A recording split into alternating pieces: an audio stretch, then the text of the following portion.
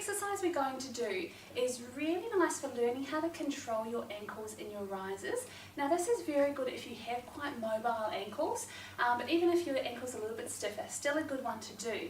It really helps make sure that you can control your position before you start going onto point. One of the biggest problems I see is that when girls go up onto point, then they rock out onto their pinky toe or over their big toe. So we need to develop some strength in the muscles that help stabilise your ankle before you start going on point.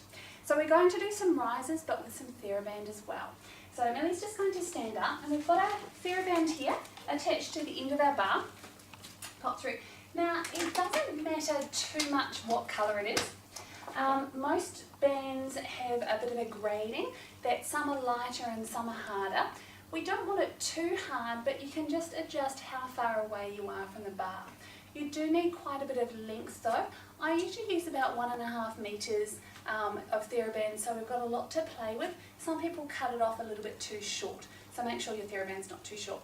We wind it around here and make sure that it's actually wrapped around your heel bone rather than around the ankle so it doesn't pinch into your Achilles.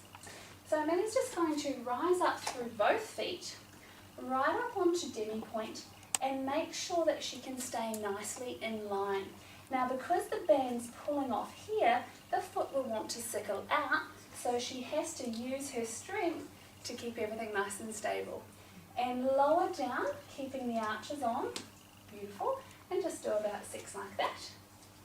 Now when you're doing them, you'll do about 20 at a time. Make sure that your tummy's nicely on, knees are pointing straight ahead, they're not kissing in towards each other. Pushing all the way up into the toes, keep those toes nice and long. Good, and down, and again. And again, pulling up nicely through the knees, not letting them sink backwards too much.